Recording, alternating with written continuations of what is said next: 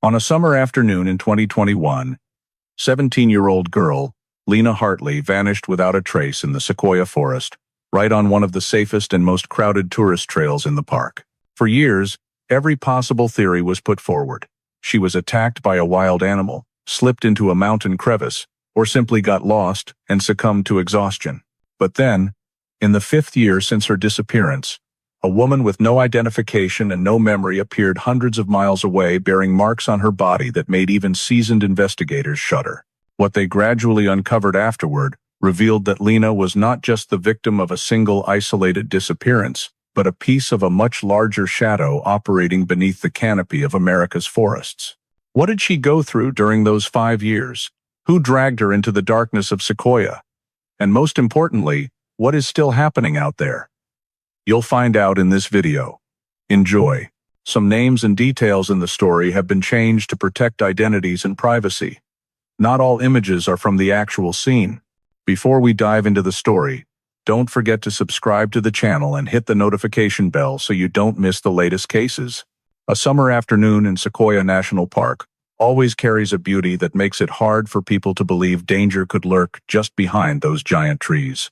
The air at that moment grew gentle, as if filtered through the resin of ancient sequoias, leaving a faint scent of old wood and pine needles. The late-day sunlight poured through the thick canopy, creating shimmering streaks of light, like golden dust floating in the vast space. A few bird calls rang out, then faded away, leaving behind a silence that felt deep, profound, and almost motionless in rhythm with the forest's breathing. It was in that very setting that Lena Hartley, the 17-year-old girl from Bakersfield, along with her group of friends, stopped at a smooth, grassy clearing in Crescent Meadow. The group had just finished a long hike and was preparing to rest. Lena, with her camera hanging around her neck, was always the one who liked to wander off a bit to find the perfect angle of light. When she spotted the last rays of sunlight piercing through the sequoia branches, she laughed and said she just wanted to take a few more shots and would be right back. Her friends watched her go. Someone reminded her not to wander too far, but Lena only waved lightly and stepped onto a small trail, adjusting the camera strap as she walked. Her figure slipped between the towering trees, her long hair swaying gently in the breeze, creating an oddly peaceful feeling, as if she belonged there. At that moment, no one knew it would be the last time they clearly saw her. Not long after Lena turned onto the trail, the forest began to change. The thin, characteristic mist of sequoia crept downward, weaving around tree roots and covering the narrow path leading into the woods, swallowing nearly every sound. Darkness didn't arrive suddenly but spread slowly, like a giant blanket gradually draping over each canopy, each section of forest. Her friends initially kept chatting, but the growing silence of the woods made them realize Lena had been gone longer than planned. One called her name at first, softly. No answer. Another called louder, the voice echoing between the straight trunks. Only the wind whistling through the upper leaves responded. They began to worry. No one thought Lena was careless, especially in the forest. A few walked back toward the direction she had taken, shining flashlights into the dark corners among the trees, repeatedly calling her name. But Sequoia Forest at that moment was completely silent, like a vast space swallowing every sound whole. By the time it was fully dark, they returned to the campsite hoping Lena had come back another way, but the wide area around the camp held only the flickering firelight and the sound of their hearts pounding hard in their chests. No Lena, no sign she had ever returned. In desperation, one group member called Lena's mother, Angela Hartley, explaining that Lena had gone to take photos and hadn't come back after many hours. Angela, at first thinking her daughter had only wandered off for a few minutes, quickly shifted to panic when calling Lena and hearing only the endless ringing with no answer. She called a second, third, fourth time, but the result was the same. Unable to believe the silence, Angela tried texting, hoping a notification would appear, but the phone remained completely lifeless. In suffocating fear, the family decided to do what they had never imagined they would have to do. They called the rangers of Sequoia National Park and reported that Lena Hartley had vanished in the forest, leaving no trace behind. By then, darkness had completely enveloped everything, and no one knew where Lena was in those miles of deep, endless woods. The Hartley family's missing person report reached the nearest ranger station just as the Sequoia sky sank fully into night. In an instant, the usual peace of the forest was replaced by heavy urgency. The on-duty ranger immediately contacted the emergency search team, activating a protocol normally reserved only for high-risk cases. Against the darkened sky, beams of search and rescue lights began to appear, slowly threading into the dense forest like tense lines of light cutting through the blackness. The search team leader, a veteran ranger named Morales, quickly gathered the team at a temporary staging point near Crescent Meadow. Short, sharp voices rose above the wind, whistling through the trunks. Morales spread the forest map across the hood of a vehicle, shining a flashlight over each section. He marked 3 dangerous zones: the area near the thin swamp where the ground could easily give way, the secondary trail leading down to the cliff edge, and a dense, seldom visited stretch of forest where the canopy was so thick that moonlight could barely penetrate. "We can't waste time," Morales said, his voice low and tense. "Nighttime temperatures drop fast. If the girl is injured or panicking, things will get bad very quickly." Lena's friends stood clustered behind, their eyes dazed, staring into the dark forest, as if hoping she would step out at any moment. But they also knew that was no longer realistic. At that moment, everyone felt something strange, something that made the thought she just got lost no longer feel as solid as before. No one said it out loud, but they all sensed the same thing. Lena's disappearance was too clean, too quiet, too sudden.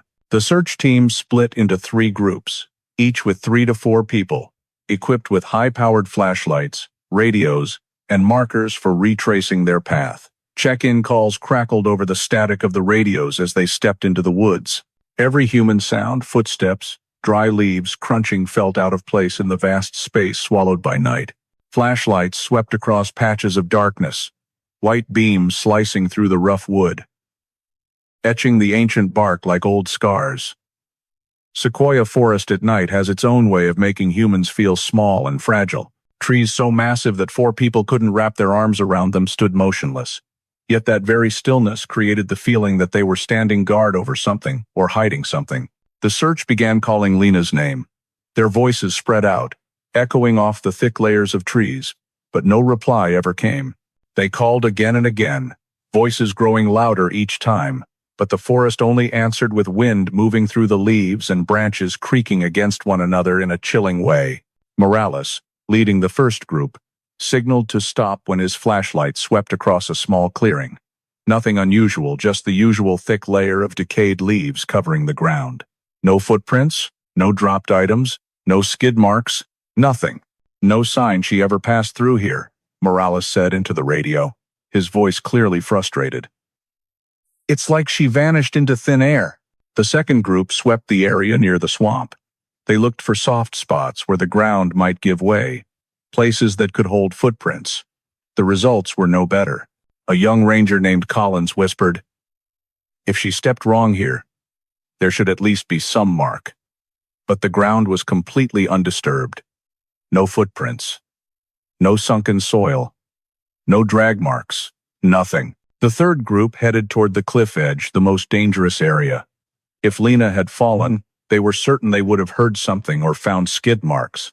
But the steep path was completely silent, as if no human foot had touched it in hundreds of years. Collins, now with the third group, shook his head. "This doesn't make any sense.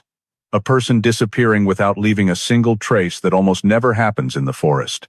Near midnight, Morales gathered the team once more at the intersection of the trails. No one had found any clue. No one had heard a cry for help. Not a single sign that Lena had ever existed in the sections of forest they had searched. A veteran ranger quietly said, as if to himself, "This case doesn't feel like a simple lost person." No one replied, but their silence was an unspoken confirmation. A feeling of unease spread through the air, heavy as the night mist clinging to their jackets. Lena didn't just fail to appear. She vanished in a way that even the most experienced people couldn't explain. And that was only the first night. At dawn the next day, the first rays of sunlight pierced through the thick layers of leaves in Sequoia Forest, shining down on the clearing where the SAR team had set up their temporary staging point. The cold morning air turned everyone's breath into small clouds of mist. The long night had just ended, but exhaustion and tension were still clearly etched on every searcher's face. Lena had not been found, and that cast a heavy feeling over the area that no one put into words. Ranger Morales stood before the topographic map spread across a folding table, marking with a pen the spot where Lena was last seen. "This is the last known point," he said, his voice low and firm. The LKP, the last confirmed location of the missing person, was the foundation for every search strategy. And in Sequoia, where hundreds of trails, large and small, intersected, accurately determining the LKP was even more critical. The SAR team returned to the place where Lena had separated from her friends. Daylight made the area seem less frightening than the night before, but it only highlighted the strangeness of the scene.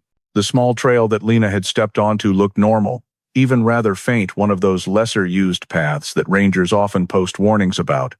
Unmaintained trail, lacking signs. But what made Morales frown was the unusual overlapping footprints on the ground. The surface layer, the layer of decayed leaves, was compressed into two fairly distinct areas. One area looked like light footprints, fragmented and uneven, possibly belonging to Lena. But the other area, overlapping it, was wider, heavier, as if someone had followed and stepped directly onto the same path Lena had taken. "The girl went first," Morales said, his eyes scanning along the trail, "but someone stepped over her tracks." A young ranger crouched down to examine more closely, using a stick to measure the soil compression. "These tracks aren't from last night. They're a bit older, like someone passed through before it got dark." The whole team looked at each other. Last night when they swept the area, no one had seen clear footprints.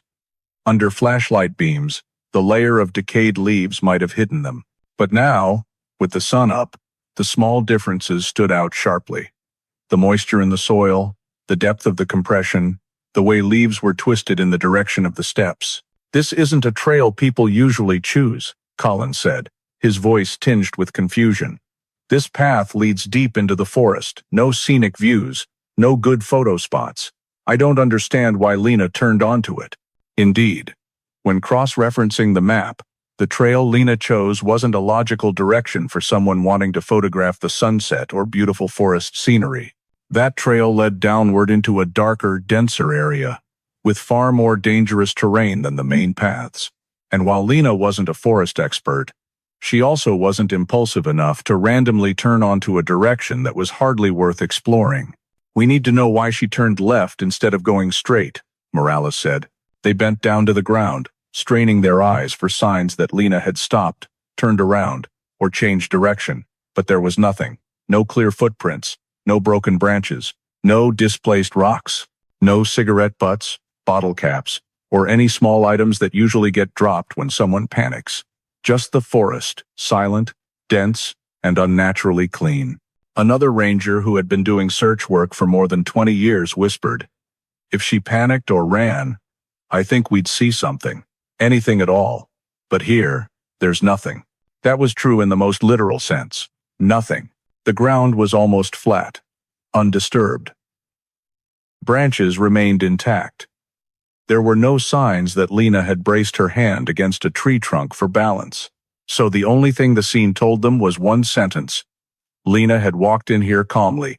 But the next question, far more important, still hung in the air. Who was she following? Or who let her in? A female ranger walked a wide circle around the area, then returned with an unreadable expression. "Nothing rules out the theory that she followed a voice. I just don't know whose voice it was." Morales didn't respond, only sinking into thought as he stared at the pitch-black trail stretching ahead. There was something wrong about that trail, wrong in the way the leaves were compressed off-center, wrong in the natural bend of a few branches, wrong in the feeling that something had passed through but deliberately left no trace, wrong enough that it sent a chill down his spine on a sunny morning. And in that moment, for the first time since the case began, Morales wrote in his notebook, "Case, not consistent with ordinary lost person." The forest in front of him was uncomfortably silent, as if keeping to itself the story of Lena Hartley's final footsteps. The morning of the second day began with noticeably greater urgency than the day before. News of a teenage girl vanishing in Sequoia spread quickly, drawing support units from neighboring counties. At the parking area near Crescent Meadow, the atmosphere was bustling yet heavy. Rescue vehicles flashed their lights brightly in the daylight. SAR personnel and rangers moved constantly like a machine accelerating against time. Morales, after barely sleeping all night, maintained his calm demeanor, but his eyes revealed deep-seated worry. Right from the start of the day, helicopters were deployed. The sound of rotors slicing through the air echoed throughout the forest, reverberating downward like an urgent call. From above, pilots and observers used high-powered binoculars to scan along rocky slopes, deep ravines, fallen tree sections, and old shelters, all places where an injured person might be trapped. They looked for reflections from metal, bright-colored fabric, or unusual movement against the forest backdrop. But the reports coming over the radio were only the familiar words. Nothing sighted, no sign of the victim. On the ground, other teams spread out according to Morales's grid. Search dogs were brought into the forest, each led by a handler. The dogs sniffed quickly, but they also struggled in the Sequoia environment, where wind constantly shifted between tall canopies and complex terrain. The strangest thing was, when given Lena's clothing to scent, they followed one direction for a few hundred meters, then suddenly stopped, circled, and lost the trail. All three dogs reacted the same way. "I've never seen a scent trail vanish at such close range," one handler said, wiping sweat despite the cool morning air. "It's like something blocked it." Drones were also deployed. These devices flew low, capturing hundreds of photos per minute, building real-time 3D maps. On computer screens hastily set up on folding tables, sections of forest appeared clearly: open clearings, depressions, cliffs, dry streams. But no shapes resembling a human or any recent movement traces. SAR divided into multiple directions. One group waded along the nearest stream to look for washed-away footprints or floating items. Another group climbed to the cliff edges, scanning every meter of ground for skid marks or fallen rocks. A third group combed old shortcuts, little known to tourists, faint trails made by animals or used by crews during fire season. All returned with the same answer: nothing. A veteran ranger, Robbins, made a comment that thickened the air even more. Normally, even if someone gets lost, flees, or has an accident, they leave some signs: broken branches, dragged feet, scratched soil. But here, there's almost nothing. Like someone went ahead of us and cleaned the scene. That statement made Morales look up. He wasn't easily shaken, but the scene being so empty for 2 straight days forced him to consider possibilities he would normally dismiss outright. Morales picked up a dry branch, snapping it in half, right in front of everyone. "Hear that clearly?" he asked. The crack echoed into the air. "This forest makes it very easy to leave traces. Just someone running in panic would change the surrounding vegetation." But with Lena, the vegetation remained untouched, as if she had never passed through. In the afternoon, the search team pushed into deeper forest sections. One group followed a rocky slope where sunlight barely reached. Handheld flashlights stayed on continuously to pierce the dark patches, and rangers had to crouch low to examine every blade of grass, every boulder. No footprints, no items, no disturbance whatsoever. "I can't believe the girl went in here on her own," Collins said, his voice low but clear, as the group clung to tree roots to climb a steep, treacherous slope. "If not intentionally, who would enter a place that looks like it leads nowhere?" Morales didn't answer immediately. He only observed the ground, where moist soil remained undisturbed. Then he said quietly, almost to himself. A few seconds of silence enveloped the group. No one wanted to continue, because they all understood what he meant. Only 2 types of people choose trails like this: those who know the forest very well, or those who have a reason to follow someone else. As the afternoon light faded once more, Morales received reports from all 3 teams. No suspicious locations, no landing spots, no dropped items, nothing. A young ranger, his face covered in forest dust, voiced the conclusion everyone was feeling, but no one wanted to admit. "We didn't lose Lena's trail. We never found her trail to begin with. Morales nodded slowly. He wrote in the internal report log a short but chilling line. All possible traces may have been erased or never existed in the first place. The second day ended without bringing any progress. But the absolute silence of the forest made everyone feel that something even worse was waiting ahead, something no search team had ever been fully prepared for in routine training.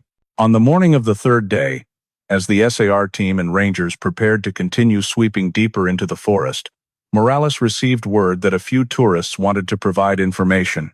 This news changed the atmosphere in the team slightly.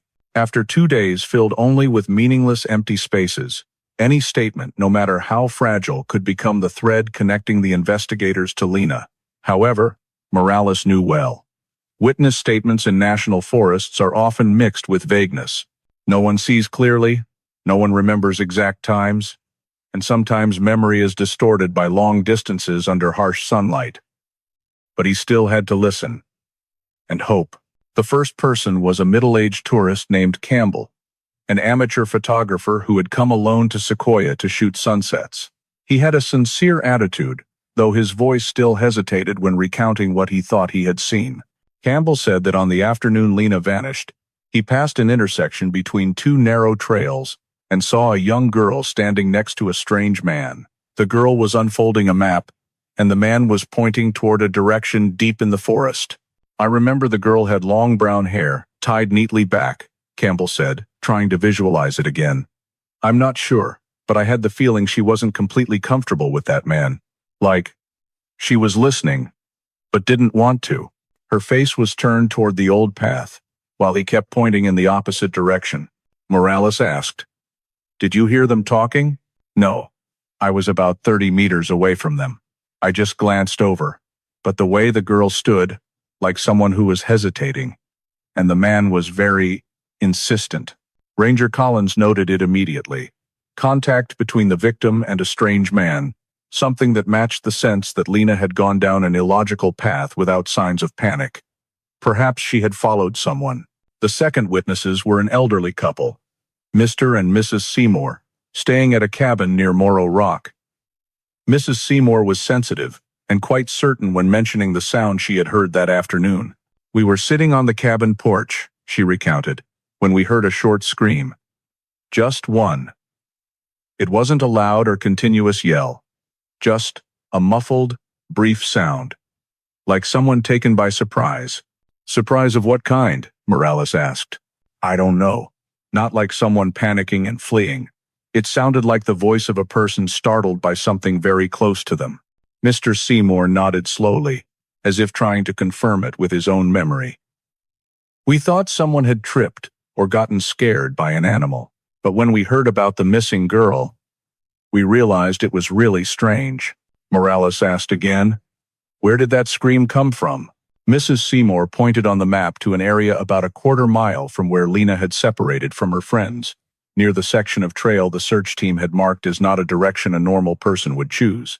All three witnesses described events occurring around the time Lena vanished, but none could be exact about the minutes or hours.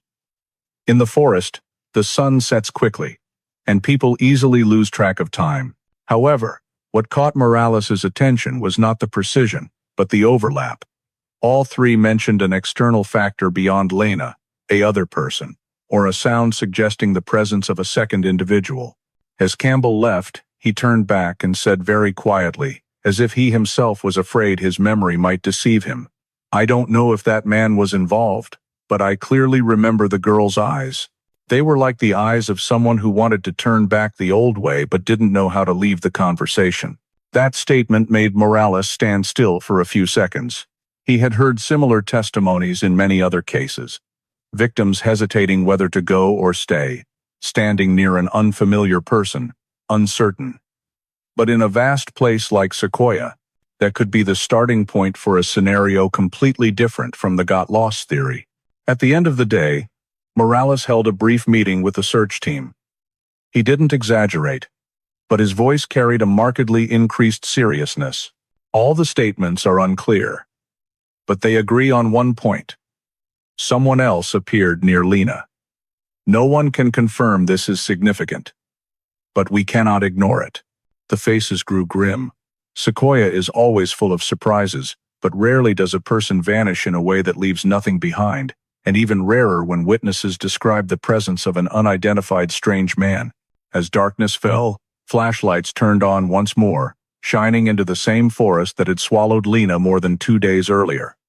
But this time, in every step of the search team, a silent unease appeared.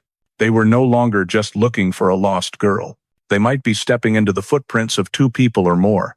After receiving statements from the initial witnesses, Morales decided to temporarily pause expanding the search area at noon to devote some time to focusing on analyzing Lena's movement behavior.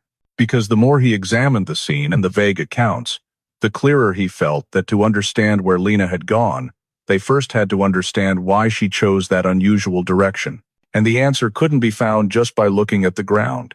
It had to be found in Lena herself. At the temporary command table set up in the forest, Ranger Collins opened his laptop and pulled up photos provided by Lena's friends. On previous trips, Lena often photographed scenery near the main trails. Wildflowers, light piercing through tree trunks, open forest angles, not dense and dark places like the trail she turned on to the day she vanished. Some images from social media showed the same thing. Lena enjoyed light trekking, usually in groups, rarely alone. Morales looked through each photo and shook his head. No sign that the girl liked venturing too deep into the forest. Collins added more information. GPS check-in history maps from Lena's previous trips showed her movement range always stayed in safe zones, never crossing the boundaries of clearly marked trails. No sudden deep forest trips, no habit of turning onto side paths. Nothing like the behavior she exhibited on the day she vanished. Another ranger, Ellis, contributed. If she got lost, she would try to find her way back to the main path. But this time, she went in a direction with almost no reason to choose. Unless, Morales said, she didn't choose it herself. The group fell silent for a moment, not because the statement was too bold, but because it reflected exactly what everyone was thinking but hadn't dared to say. Collins opened another file, messages Lena had sent to friends. There were no conversations indicating she was in trouble or being followed before the trip. No red flags. But one small detail caught Morales' attention. Lena had posted a story a few weeks earlier, a photo taken at a park near home, where she wrote, "Lately I keep feeling like someone is walking behind me." A casual remark, but in the current context, it was no longer ordinary. Morales asked Lena's friends, "Before the trip, did Lena say anything about a strange person? Anyone following? Anyone bothering her?" They shook their heads.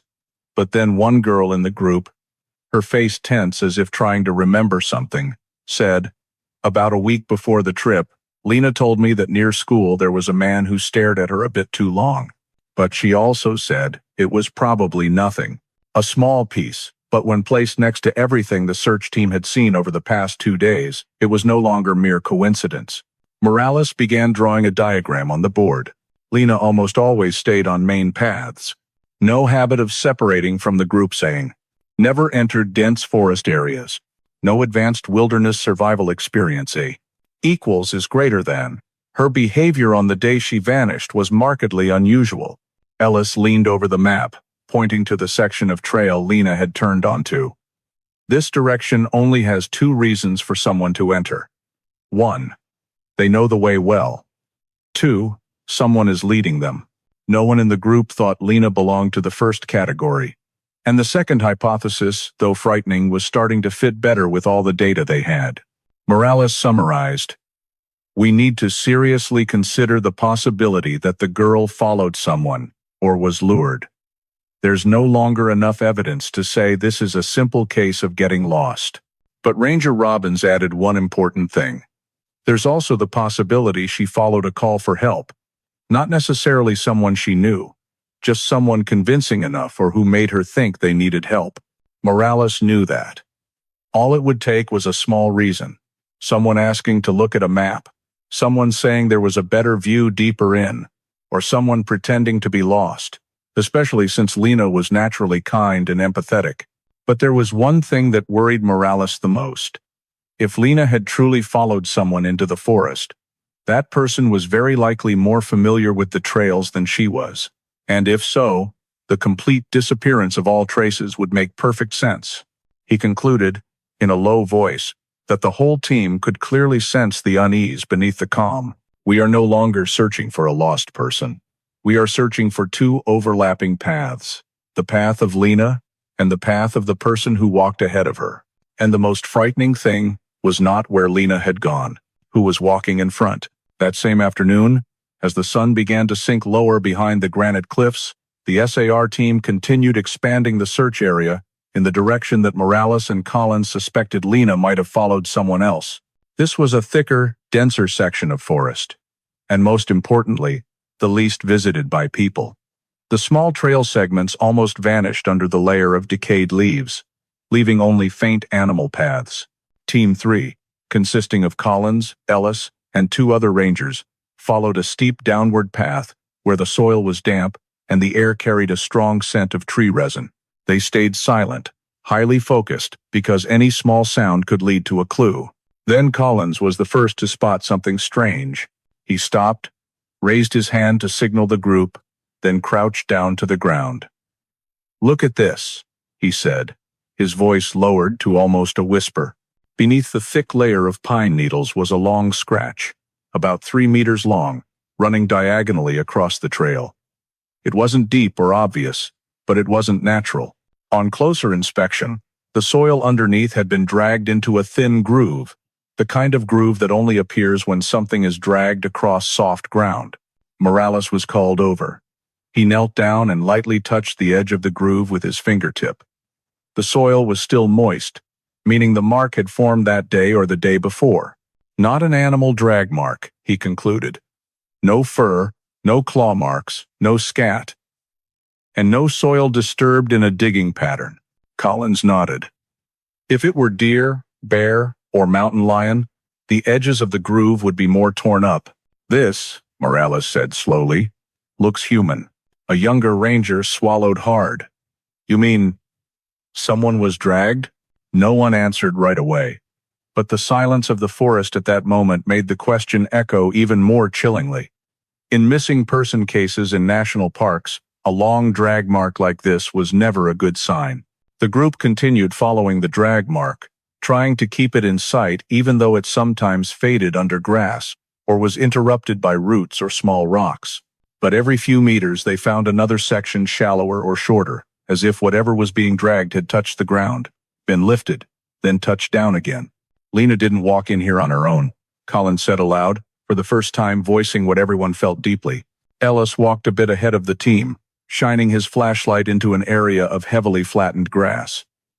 Something fell here, he said, pointing to a circular depression in the soil, like a heavy weight dropped or a person was slammed down hard. Morales stepped over and measured the depth with a folding ruler. Enough force to dent the soil, but without breaking surrounding branches, meaning someone could have been thrown down. If the person in that depression was Lena, then it proved she hadn't walked in here willingly. From that point, they continued searching the surrounding area. A narrow side path, almost blocked by fallen branches, led away from the drag groove. At the start of that path was a wide patch of ground heavily flattened, with pine needles spread evenly but twisted in one specific direction. Collins sat down and examined the angle of the twisted needles. This is a sign someone stood here for a long time, maybe waiting, or holding someone. The air around them seemed to thicken. A jay suddenly called from far away, making one ranger jump and turn. But beyond the bird call and the wind whistling through the canopy, there was nothing. Everything in the forest remained absolutely silent, as if trying to conceal some secret. A while later, Ellis discovered something else worrying. Small, broken branches scattered around, but all fallen in one direction, not randomly. Someone passed through here, deliberately avoiding snapping larger branches, he said, moving lightly, moving familiarly.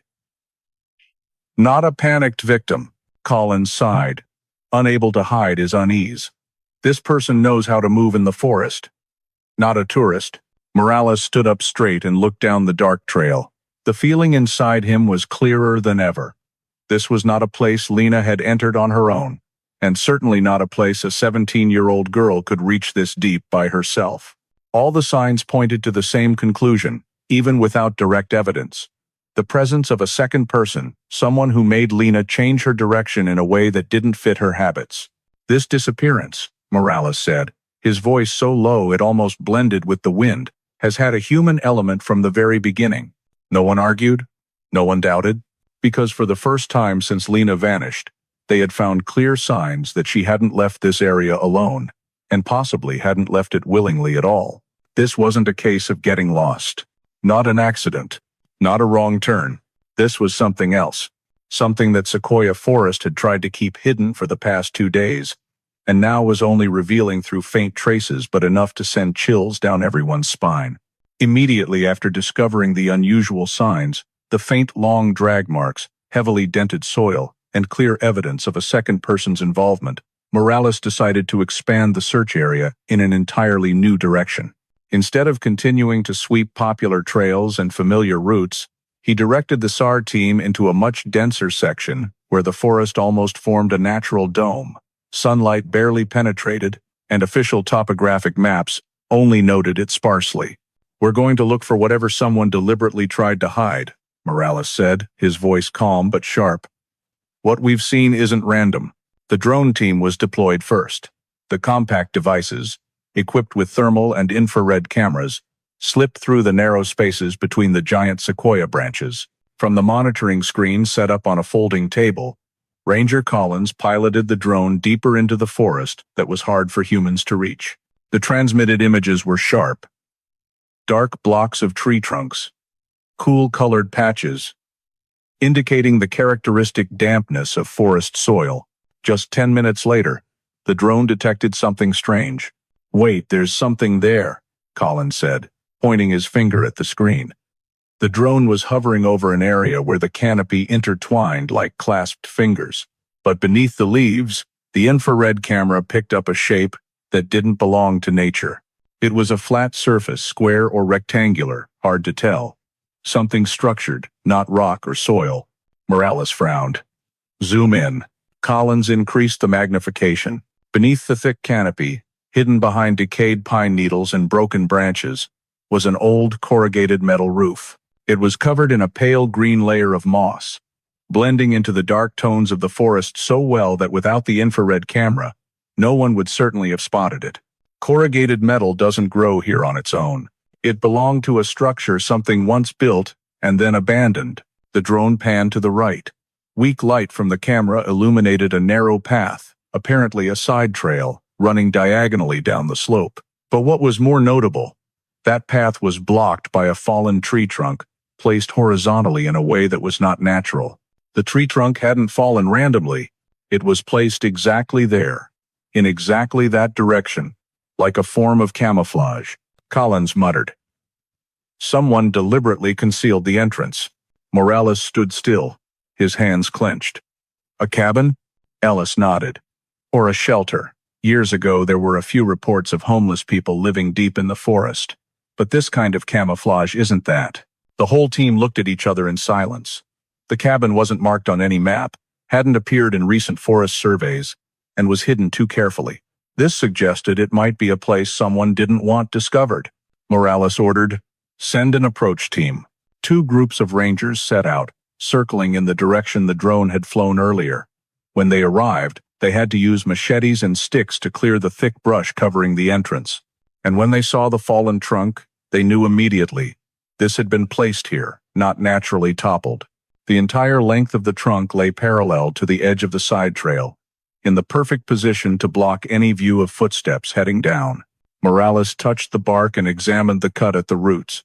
Someone took this tree down with a handsaw or an axe. Look at the cut here. The cut was old but still visible. Up close, curved, not smooth like a chainsaw would leave, showing it was done with a crude, manual tool. That confirmed one more thing. The cabin, if it really was a cabin, had been concealed for a long time. They gently pushed the trunk aside, creating enough space to step down. The side path appeared. Steep, narrow, just wide enough for one person. Pine needles covered nearly the entire ground, making it look like a natural part of the forest. But on closer inspection, the soil showed slight wear, a sign it had been used, though not recently. Each step downward made the feeling in the search team's chests grow heavier. The path led deeper, darker, and the air began to feel unusually cold, even though it was a summer afternoon. Ellis was the first to see the corrugated roof from ground level. He raised his flashlight and swept it across the thick moss covering it. Parts of the roof had sagged as if bearing some weight for many years. Collins walked around to the left, shining his light along the joint between roof and wall. The cabin walls were thick wooden planks, partially rotted but still standing firm. This kind of construction wasn't improvised. Someone had taken time to make it solid. "This isn't a temporary structure," Ellis said. "It was built to live in."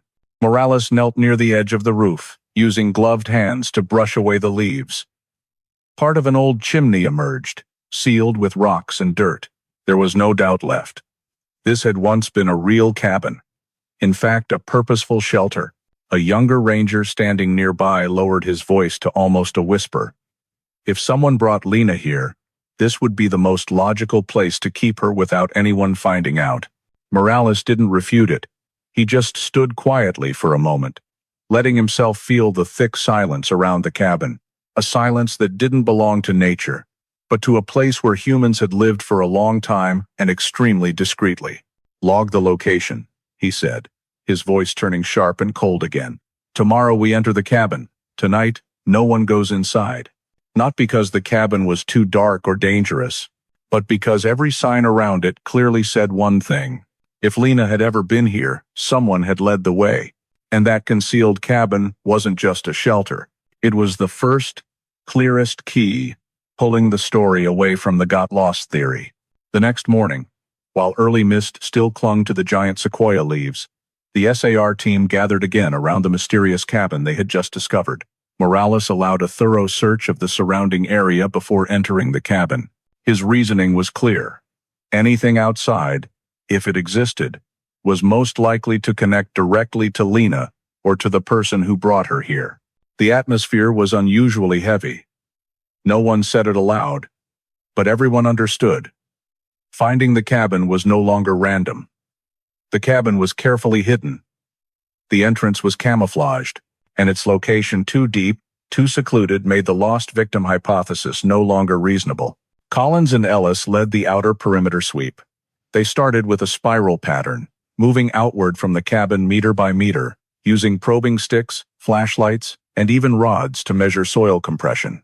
The cold mist clung to their clothes. Each step became quieter in the vast forest space where even small sounds were easily heard. About 10 minutes later, a young ranger named Holloway called out, "Morales, you'll want to see this." His voice wasn't panicked, but carried the tension of someone who had just touched something impossible to ignore. Morales approached and crouched where Holloway was pointing, a piece of fabric caught on a low branch, almost completely hidden by pine needles. Morales carefully removed it with gloved hands. The scrap was small, only palm-sized, but what made him pause for a few seconds was its texture and color. It wasn't denim, cotton, or polyester from everyday clothing. The fabric was thicker, slightly rough, dirty gray, as if used for a long time in harsh conditions similar to military jackets or heavy work coats. "Not Lena's," Collins said immediately. "She was wearing a light blue jacket that day." Morales nodded. "Someone else passed through here." That statement cut through the freezing air like a blade. Ellis continued sweeping the surrounding area, and in the process his eyes suddenly stopped on something strange. A branch broken in an outward direction, not naturally snapped by wind or gravity. He shone his flashlight on the branch, then down to the ground directly beneath it. "There's something here," he whispered. On the ground, imprinted in the damp soil, was a footprint. Large, deep, with sharp edges. Morales immediately knelt beside it. This footprint wasn't Lena's. The size was far too big. Based on width and length, it belonged to an adult man, size 10 or 11. It wasn't old, because the edges were still sharp, not yet blurred by wind or mist. What was notable? This footprint lay directly over a faint drag mark, similar to the ones the team had discovered the day before. "Lena was dragged?" Holloway said, his voice catching. Morales didn't answer right away. He just stepped back to take in the whole picture. Men's footprint. Drag mark. Branch broken in a downward-outward direction. Piece of fabric, not belonging to Lena Stoles. All those elements linked together into a clearer picture than anything they had found before. But the next discovery truly stunned them. Collins moved a few more meters to the left. When he looked up, his flashlight beam landed on something dangling from a low branch, as if caught there after someone ran past or after a strong struggle. A jacket. Not a thick survival-type jacket, nor an old one like the gray fabric scrap earlier. It was thinner, faded blue, with the shoulder badly torn, and most of the zipper pulled apart. The left sleeve appeared ripped. Not by an animal, the tear was uneven. The fabric edges stretched. "Whole team, hold," Morales said. But his voice had changed, no longer the voice of a commanding ranger, but the voice of someone who understood they had just touched one of the most critical pieces of evidence. Collins carefully removed the jacket. Even without an expert, it was obvious. This was Lena's jacket. Her friends had described the jacket from that day: blue, lightweight, with pockets on both sides. And though some details were damaged, part of the inner label still remained with a few characters, enough to identify. Ellis took a deep breath. This jacket couldn't have just fallen up here. The jacket had been found on a branch, not on the ground. Meaning it was yanked, pulled, or torn during violent movement, and left hanging as the person wearing it was dragged away. A chilling silence enveloped the entire team. In many missing person cases in national forests, the victim's clothing is often found on the ground, near a fall site, or dragged by animals. But none matched the scene before them. A jacket torn while the body was moving, flung onto a branch, and abandoned like a haunting ellipsis. Morales stood for a long time, staring at the jacket in Collins's hands. "This is the first evidence," he said slowly, each word heavy as stone, "that shows Lena didn't vanish on her own. Not lost, not a fall, not a wrong turn." He raised his head and looked deep into the forest ahead, the place where the hidden cabin and the faint drag marks had led them. "Someone was with her," a ranger asked, his voice trembling. "In the end, who was she with?" Morales answered without looking back. "Not who, but the man whose footprints these are. And he didn't leave her here by mistake." There was no doubt left. Lena hadn't left the forest on her own. Someone had taken her by force, by dragging, or worse. The case officially shifted from missing person to a case with human involvement, a possible crime. Finding the jacket, the strange fabric scrap, and the men's footprints had raised the search team's hopes for a few days. But that hope didn't last long, because after thoroughly sweeping the entire area around the hidden cabin, they found no further traces leading to Lena or to that mysterious man. The cabin, though clearly once used, was empty inside. No papers, no personal items, no food, no recent fire signs, nothing but thick dust and the smell of rotting wood. Everything suggested the place had been abandoned long ago, and perhaps cleaned out before the search team discovered it. The silence inside that cabin was like a malicious answer. Whoever had been there knew how to erase traces. Ranger Morales and the SAR team continued searching for many weeks afterward. They expanded the area 3 times larger than initially planned, bringing drones and search dogs back multiple times, sweeping every crevice, every canopy, every darkest side path, but Lena didn't appear. No more fabric scraps, no strands of hair, no other forgotten items. The reports were transferred from the SAR team to the Tulare County Sheriff's Office. They began investigating in a criminal direction, reviewing traffic cameras at park exits, checking records of men previously arrested in the area, examining lists of illegal shelters in the forest, screening dozens of individuals with assault histories in neighboring counties. But everything yielded no results. Every clue led to a dead end. Every trace faded into the ancient forest. And with each passing day, the chance that Lena was still alive grew smaller. Lena's family continued visiting Sequoia monthly, hanging her photos at ranger stations, asking every group of tourists returning from long trips. But every answer was the same: "We didn't see anything." Then the first winter passed. Then another summer arrived. The sequoias once again casting cool shade as if nothing had ever happened. New rangers heard about the Lena case as a mysterious story in training materials, But no one learned anything new. And then 18 more months slowly passed. In that time, no additional evidence was found. No new witnesses, no strange calls, no unexpected discoveries from tourists or forest conservation staff. The cabin still stood there, desolate like a mummified relic in the heart of the forest. But that very absolute silence made it a lingering obsession. Investigators, though reluctant to admit it, began gradually pulling back resources. Morales opposed this, but he didn't have the final say. When a case dragged on without progress, budget and manpower had to shift to other immediate danger incidents.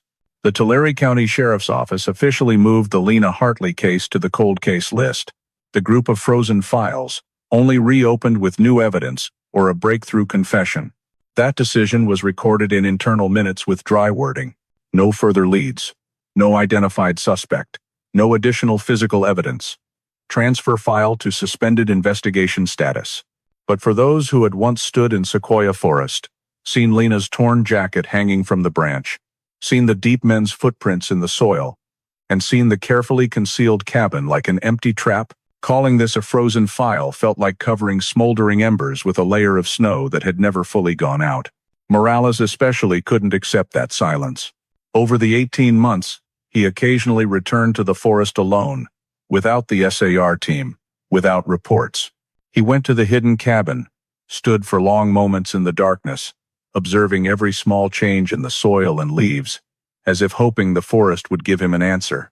But Sequoia, with all its majesty and mystery, kept its secrets, and Lena Hartley, the 17-year-old girl who vanished in the forest, became another name on the list of people who never returned from America's national parks. Cold case. The investigation went quiet, but the story wasn't over. It was only sinking deeper, waiting for the day it would resurface. 18 months after the case was moved to cold storage, Sequoia still stood there steady, deep green, silent, as if it had never swallowed a 17-year-old girl named Lena Hartley. Meanwhile in Fresno, about a 3-hour drive from the forest, urban life continued with its own rhythms. Traffic, neon lights, run-down neighborhoods that police visited weekly for fights or minor disturbances. It was in one of those neighborhoods, on an early April evening, that a random moment shattered the stillness of Lena's file. A young woman, around 20 to 22 years old, was detained by Fresno police for wandering in a residential area without ID, without a residence address, and unable to provide any information about herself.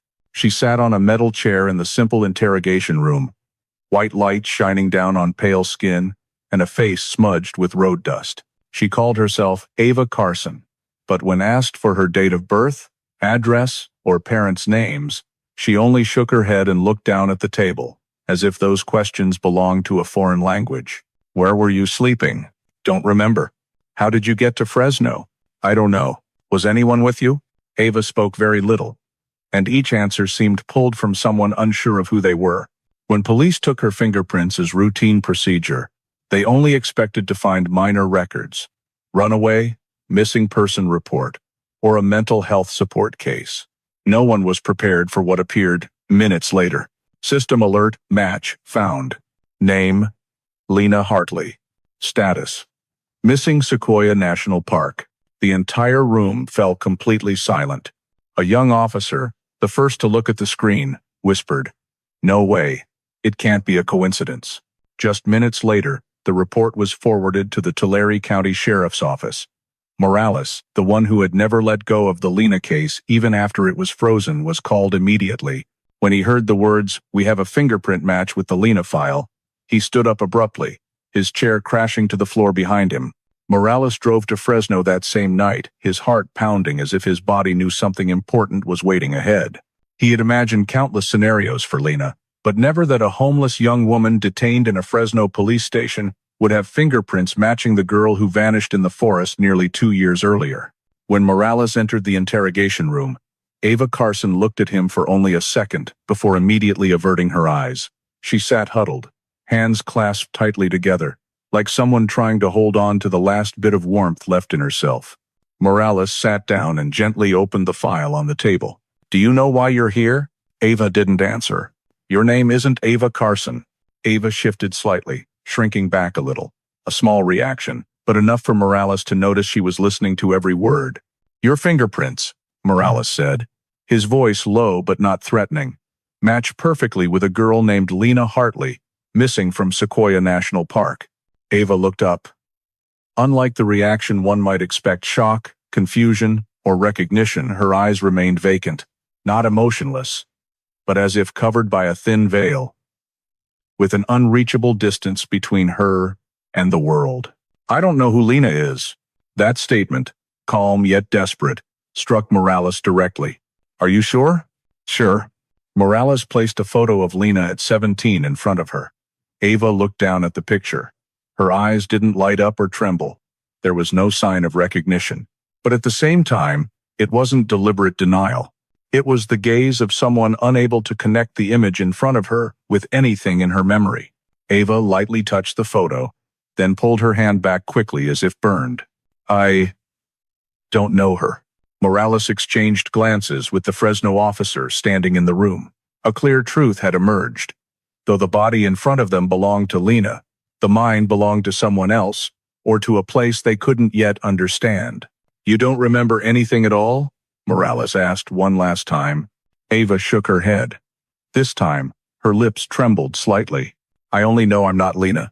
For a few seconds, the entire room sank into suffocating silence. If Ava truly was Lena, then it meant she was still alive after nearly 2 years missing.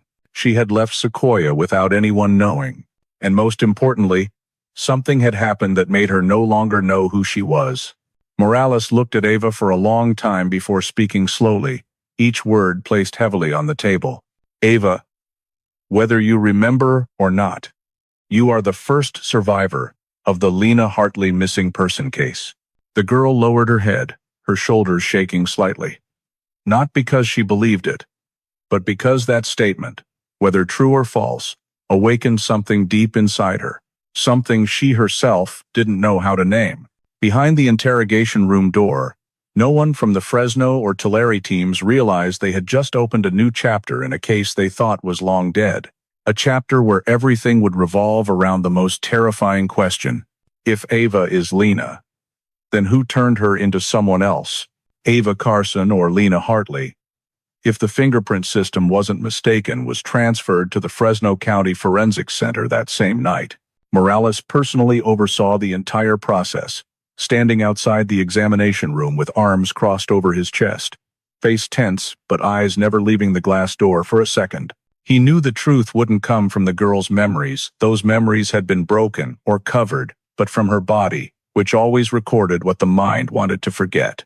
Inside the room, forensic doctor Dr. Harper, who had more than 25 years of experience analyzing traces of confinement and abuse, examined every detail. The more she worked, the more chills she felt down her spine. "Morales," she called through the glass, "you should come in. You need to see this." Morales entered, putting on gloves and a mask. Ava sat on the examination table, a thin sheet draped over her shoulders.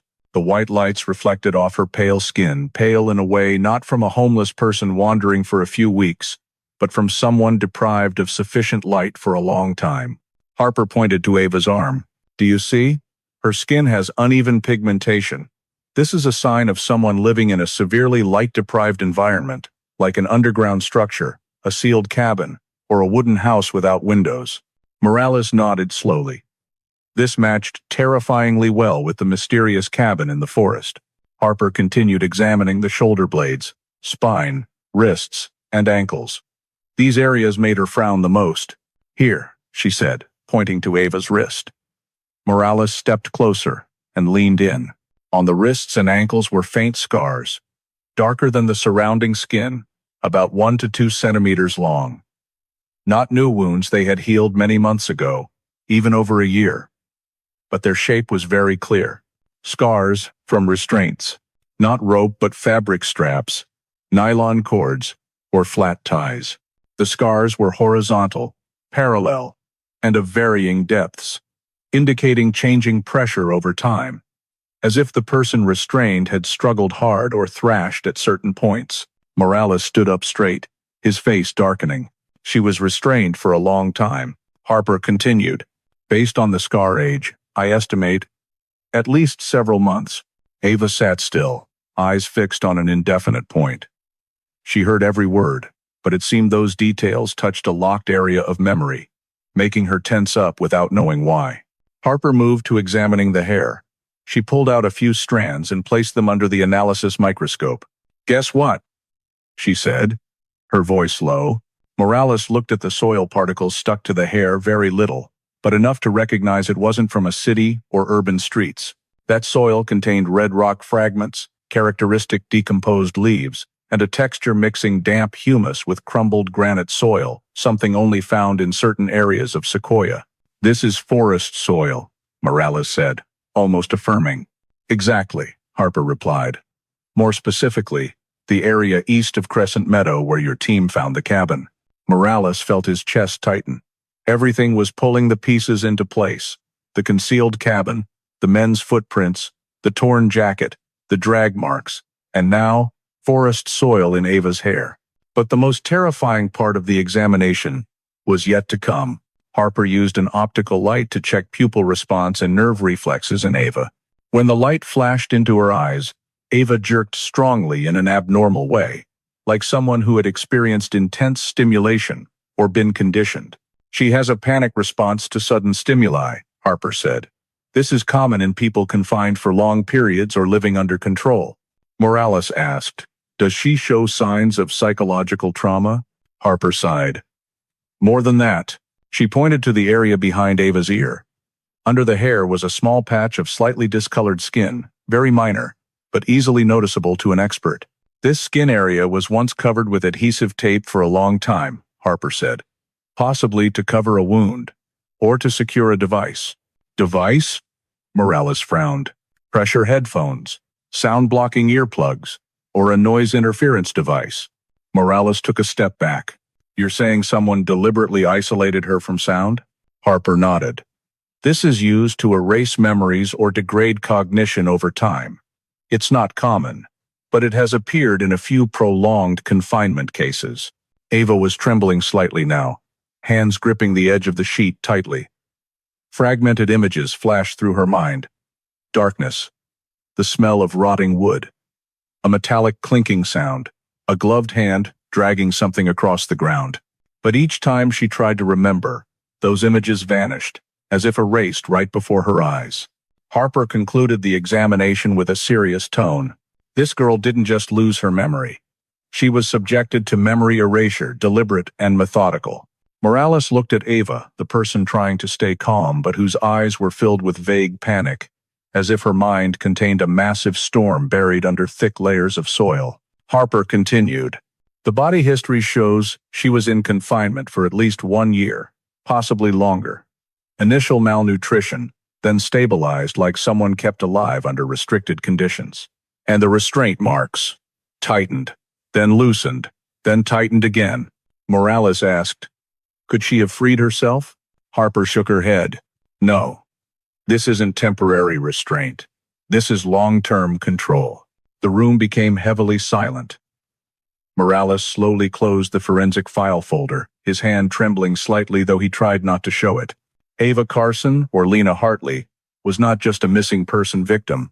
She was a victim of abduction, control, and transformation. When Morales stepped out of the examination room, he already knew an undeniable truth. Lena didn't disappear due to an accident. Lena didn't leave the forest on her own. Lena didn't accidentally forget her past. Someone, with skills, with intent, and with time, had turned this girl into Ava. And that person, Morales knew, was certainly still out there. Ava was taken to a special interrogation room at Tulare County, designed specifically for survivors of prolonged abductions. The room had no harsh lighting, no loud sounds, and the chairs were chosen to be soft to avoid adding stress. Morales sat across from her, no longer a commanding ranger, but someone trying to stay calm so as not to jolt the young woman's already fragile, suspended mind. On the table were the file, photos of the hidden cabin, the torn jacket, and images of the men's footprints in the soil. But Morales didn't bring them out. He knew Ava needed space for her memories to surface on their own, not to be assaulted by a barrage of images. Are you ready to talk a little? Morales asked, his voice softer than usual. Ava nodded slightly, but her hands were gripping the edge of the chair so hard her knuckles turned white. You don't have to remember everything, Morales said. Just say whatever flashes through your mind, even if it's a feeling, a sound, or a blurry image. Ava looked down, her eyes losing focus as if stepping into a dark room inside her own mind. After a moment, she whispered, I remember wood. Morales tilted his head. Wood? Damp wood, Ava said, her voice trembling slightly. Walls. Ceiling. No windows. Every time I touched it, it was cold. Like in a wooden house underground. Morales gripped his pen tightly. The cabin, the rotting planks, no windows. Everything matched in a terrifying way. Keep going, Ava. What else do you remember? Ava closed her eyes. Her eyelids fluttered, a clear sign of someone trying to pull something from the deepest layers of memory. Then she said, there was a bell sound. A bell? Yes. Metal. Every time it rang, I had to stand up. Stand up for what? Ava shook her head. I don't know. Or I don't dare know. Morales didn't push. He knew that sound-based memories were often the remnants when someone's memory was erased through sensory isolation methods. That meant Ava had lived in a place where a metal sound was used as a signal or a command. Ava opened her eyes, her breathing becoming uneven. I remember dragging sounds. Morales immediately tensed. Dragging what, Ava? Who was dragging? Not me, she said, her voice rising slightly in panic. Someone else, being dragged. Or me, in moments when I couldn't stay balanced anymore. Morales clenched his fists under the table, trying to stay calm. Did you see anyone else? Ava opened her eyes. The vacant look was now replaced by fear. The fear of someone remembering something they shouldn't. Yes, someone wearing a hood. What kind of hood? A head-covering hood. Dark color. I never saw the face, just saw his shadow covering the wall. Morales quickly noted, man in a hooded cover avoiding identification. Do you remember him saying anything? Ava swallowed hard, her hands shaking. Once, I heard him say to someone behind the door, the seventh girl is ready. The room fell completely silent. The seventh girl? Morales repeated. Ava nodded, tears starting to stream down. Like I was part of a list. Or some kind of order. Morales felt chills down his spine. If Ava was the seventh, that meant there had been 6 before her. 6 girls? 6 victims? 6 people vanished in a similar way? Ava shook violently. I was called by a number. Not a name. That statement cut through the air like a knife. Morales continued asking, his voice still calm but his hand crumpling the edge of the paper. Ava, did you ever leave that house? Yes, Ava said slowly. A few times. But each time I went outside, I was blindfolded. What did you hear then? Ava took a deep breath, as if gathering courage. Wind. Tree smells. Metal clinking together. Morales stopped writing. Metal clinking? Like chains. Or hanging tools. This evoked the hidden cabin deep in the forest and whatever might exist around it. Animal traps, restraining chains, survival tools, or confinement equipment. Ava continued, her voice growing weaker but more haunting. Once I heard his voice, saying we need to clean everything up. Then he laughed. Just a small laugh. But that sound has stuck with me. Even now. Morales asked, do you remember his face? Ava shook her head, both hands clutching her head as if afraid the memories would flood in. I only remember the smell of rotting wood. Dim yellow light. And my name isn't Ava. I know that, but I don't remember my real name. Morales placed his hand on the table, gently regaining her attention. Ava, I'll say this one more time. You are Lena Hartley. You went missing nearly 2 years ago. And what you remember could lead us to the person who did this to you. Ava looked at him through tears. But if I'm Lena, where are the other 6? Morales had no answer. No one in the room did. But what Ava said next made everyone's hearts tighten. He was never alone. I heard other footsteps, men's voices, and sometimes a woman crying. Morales felt the ground shift beneath him. There was no doubt left. Ava had escaped something that wasn't a lone abductor. Not an accident, not coincidence, but a group, some kind of organization operating outside the law's view and hiding victims by erasing their identities. Ava, Morales said, his voice low. I need to know one last thing. What do you remember about the final night, before you were found? Ava closed her eyes. For a very long time, then she whispered, her voice like a breath. I ran. I don't know why. I don't know which direction, but I knew I had to run before they got to the eighth one. The room grew colder than the outdoors. Morales understood one horrifying thing.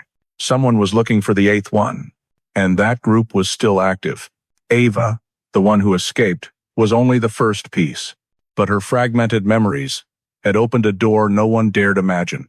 A secret group, hidden in the forest, using cabins to conceal victims, holding them for months, erasing memories, and numbering them like projects. Ava was number 7. Where were the 6 before her? And where was number 8? Morales knew. From this moment, the Lena Hartley case was no longer a cold case. It was the most dangerous case he had ever touched. As Ava's fragmented memories began forming a terrifying chain of information, the wooden house, the metal bell, the hooded man, and the phrase, "The 7th girl is ready," Morales understood they were no longer searching for a random cabin in the forest. They were facing a purposeful site, concealed and used long-term, and that meant its location couldn't be just an isolated structure. It had to be part of an access system, a network of some kind that had been hidden for years. Morales gathered the SAR terrain analysis team and the Forest Service the next morning. On the large table in the middle of the meeting room, numerous topographic maps, drone photos, old and new satellite images were spread out. Bright white lights shone down, turning the room into a true command center.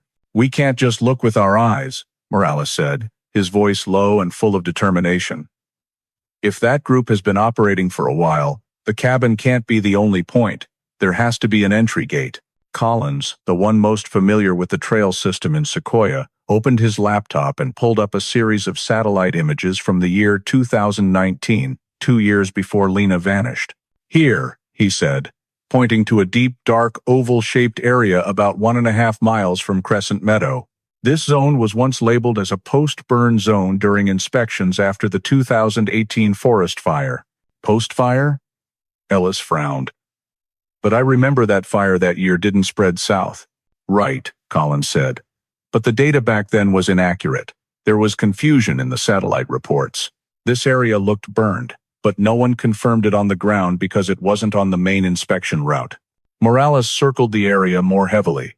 A place considered burned, where no one goes to check.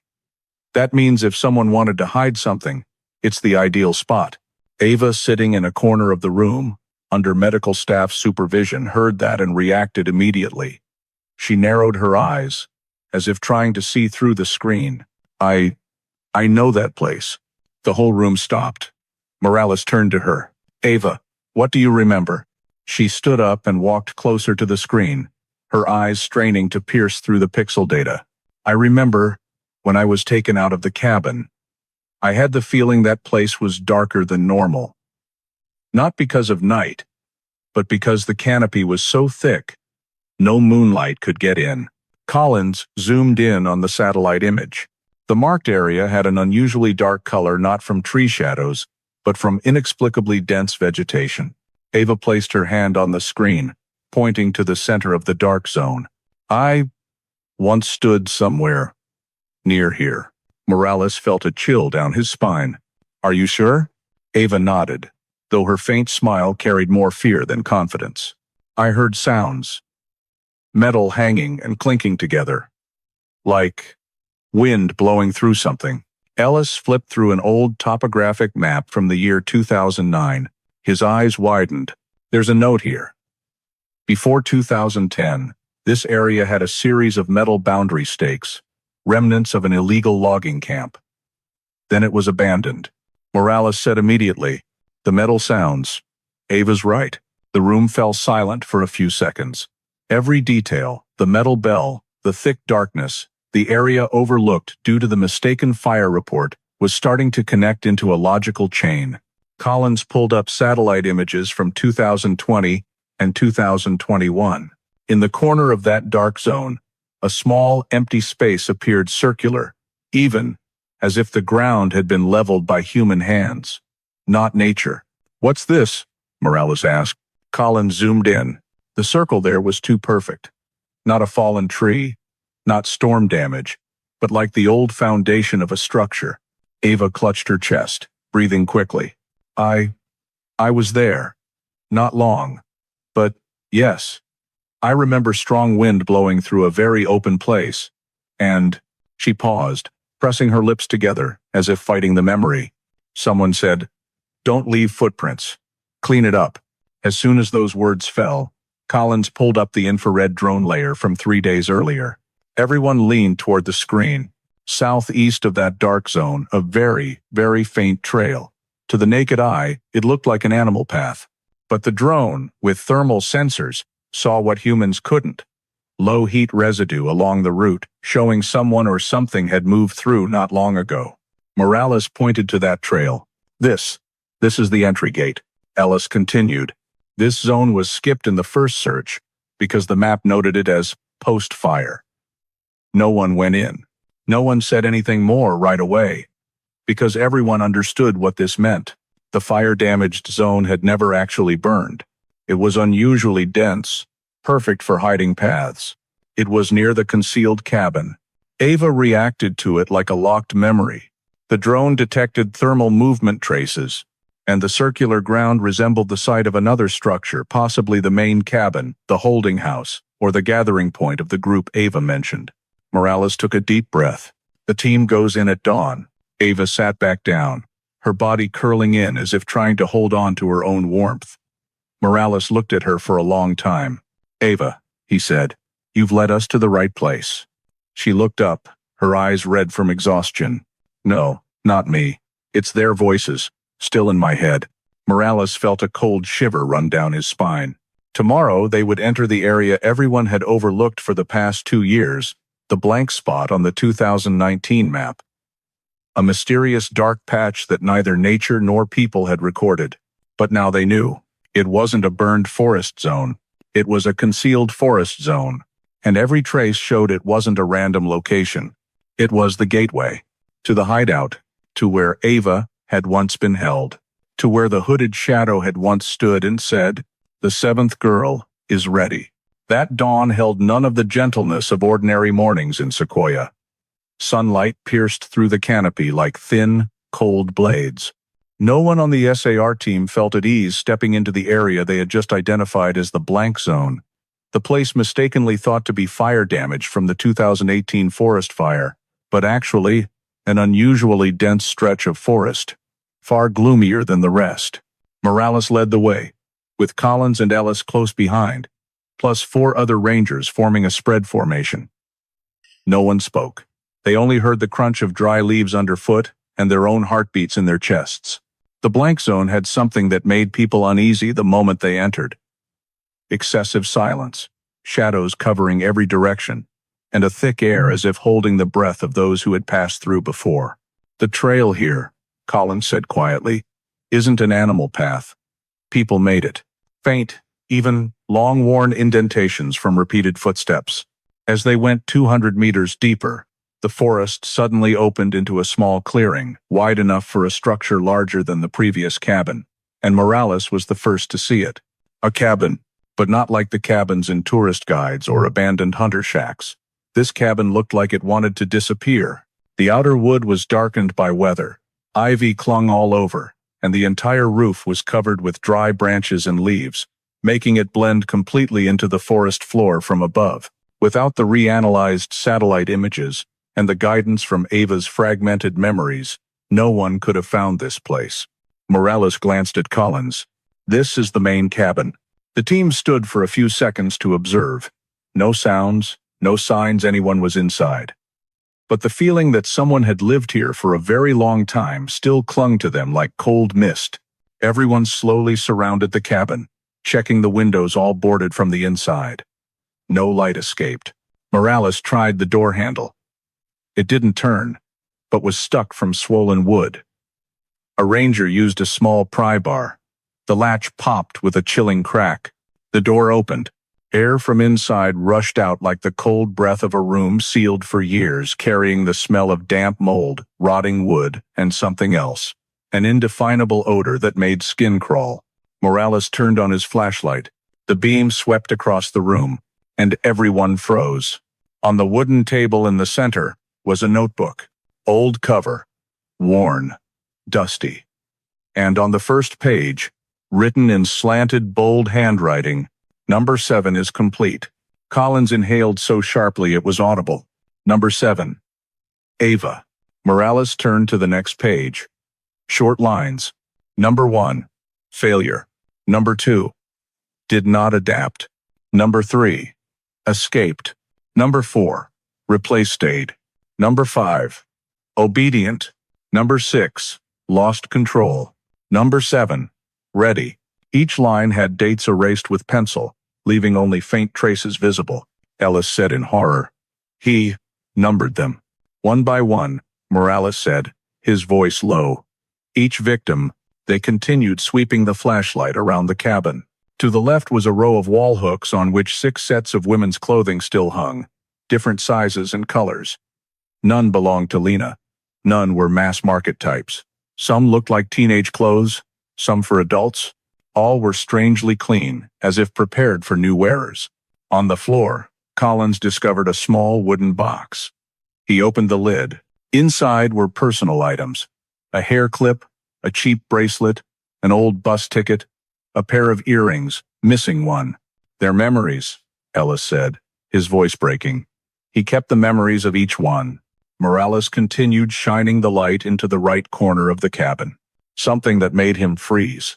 A photo of Lena Hartley at 16 years old, taken from very far away with a telephoto lens.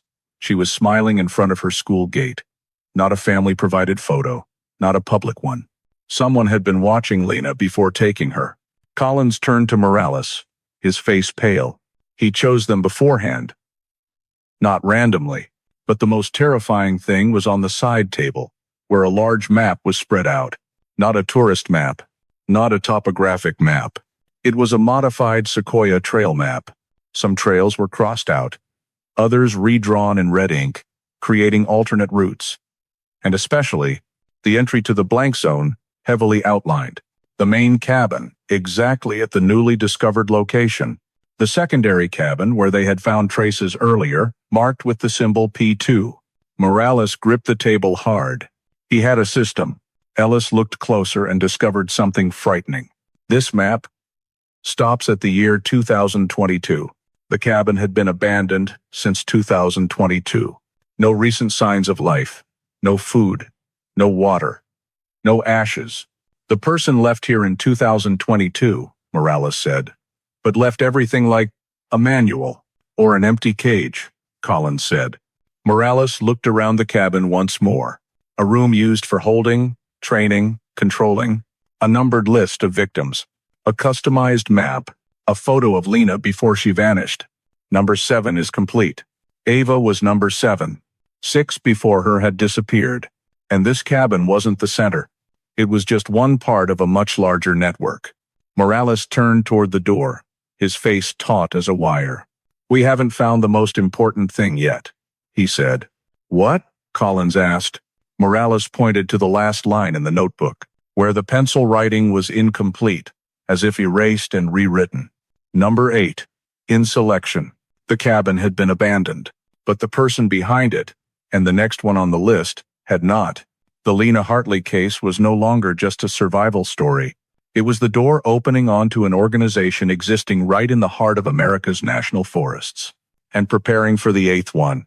It took nearly 3 hours for the forensics team to collect all fingerprints in the secret cabin. Morales stood outside, arms crossed over his chest, watching the flickering lights from specialized equipment. He didn't speak, but everyone knew he was waiting for one thing only: an identity. The altered map, the women's clothes, The notebook with sequential numbers, the photo of Lena, all proved the cabin was the operational center of someone organized and purposeful, but just one truly matching fingerprint would give them the biggest breakthrough since the day Lena vanished. Near noon, the mobile lab reported the first results. "Strong match," the technician said, his voice catching from the gravity of the information. "Morales, you need to see this." He stepped over and looked at the screen. Clearly displayed was the name. Luther Quinn, date of birth, 1982. Record. Leader of the extremist survival group Pine Fortress. The entire room fell silent. Collins was the first to speak. "My God. It's him." The name Luther Quinn was not unfamiliar to law enforcement in California. 6 years earlier, Quinn had led a survival group with extremist ideology operating in the eastern Sierra Nevada forests. They called themselves Pine Fortress and emphasized a philosophy of living separate from society, opposing the degeneration of modern civilization. FBI reports from that time described the group as half cult, half survivalist, and extremely secretive. But what sent chills down Morales' spine was the final note in Quinn's file. Quinn disappeared in 2019. Whereabouts unknown. 6 years. A man with advanced survival knowledge, extremist ideology, who had once declared society needs souls rebuilt from scratch. Collins opened his laptop and searched for more files. Pine Fortress was disbanded after a serious altercation. Some members were arrested, others scattered. Quinn vanished from then on. No one knows if he's alive or dead. Morales stared at the screen, his eyes cold as metal. But he was in this cabin. The fingerprints match at least 6 points. No mistake. Ellis asked, "When was he here?" Oxidation analysis of the fingerprints shows they're not new, but not too old either. Estimated between 2020 and 2022. The time frame matching when the cabin was abandoned. Morales took a deep breath, meaning while Lena vanished in 2021, Quinn was still active. The team was stunned. A man with high-level survival skills, who once led a group, now appearing in the secret cabin, right in the area Ava remembered. "This explains," Collins said, "why the cabin was hidden so well, why we couldn't find the entry, and why nearly every trace was erased." Morales nodded. Not only does he know how to live in the forest, he knows how to disappear in the forest. They continued cross-referencing the Pine Fortress files. Numerous old reports were pulled up. Quinn had been suspected of extreme actions, requiring members to rebirth their identities, forcing them to live in harsh conditions, separating them from families, controlling food, light, sleep. A former member once testified, Quinn believed people had to be rebuilt from the ground up to survive in the new world he imagined. Ellis looked at the notebook in the cabin, the line, "Number 7, ready." My God, he was rebuilding people. Morales asked Ava, who had been moved to a separate secure room nearby. "Ava, did you ever hear a name? Luther? Or someone called that?" Ava closed her eyes, trying to dig through the foggy memories, then opened them, her voice trembling. "I don't remember a name. But," once he said, "the old Pine Fortress is almost complete." That sentence landed like a knife in the middle of the table. Collins muttered, "Pine Fortress." Ava began breathing quickly. He called another person, the Fixer. "I don't know if it's related." "The Fixer? A nickname? Another group member?" Morales immediately noted it down. But the most important thing was that Ava, unconsciously, had confirmed a memory fragment matching Quinn's file without anyone telling her beforehand. There was no doubt left. All clues pointed to one single hypothesis. Lena Ava had not been abducted by a lone individual. She had been taken into a group, an organization, an ideology. Quinn hadn't just survived after disappearing. He had built a new world in the forest. Collins clenched his fists. And Lena was his 7th victim. Morales said, his voice ice cold. He didn't take her to kill her. He took her to rebuild her, to confine her, to break her identity, to turn her into Ava. A young ranger asked, "So where is Quinn now?" Morales looked out the window toward the forest, where the sequoias stood silent like witnesses to a horrific secret. "Not in the cabin anymore," he said. But he's somewhere. And he's still looking for the eighth one. The investigation was no longer about finding Lena. They had found her, but no longer whole. Now the biggest question was, who is Quinn preparing for? And how many people are in the group that turned Lena into Ava? Because one thing was more certain than ever. They weren't facing just a fugitive. They were facing a system, an extremist survival group that had vanished from radar and now returned from the darkness of Sequoia Forest. The secret cabin had given Morales and the investigation team the first answer about who was behind Lena's disappearance, Luther Quinn. But it hadn't answered the more important question. What exactly did he do to her? And how did a 17-year-old girl become Ava Carson, someone who didn't know who she was, remembered no past, and lived as if stripped clean from her old life? The answer began to emerge when the forensics team returned to the cabin a second time with a new goal. Understanding the identity erasure mechanism Quinn used on the female victims in Pine Fortress. Items not typical of a normal survival cabin. The cabin had no electricity, no running water, no signs of modern living. But in a corner of the room, under an old plastic sheet, the forensics team found a locked wooden box. Morales broke the lock. The lid flipped open, and inside was something that silenced the entire room.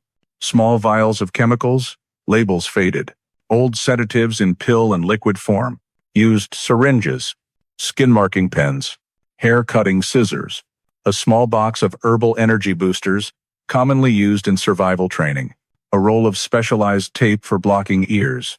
Collins stepped back half a pace. Morales. This isn't for hunting or survival, Morales said slowly. No. This is a kit for remaking people. Traces on Ava's body began matching the evidence. Dr. Harper, the forensic expert, was on site immediately after hearing the field report. She held each item up to the light for close examination.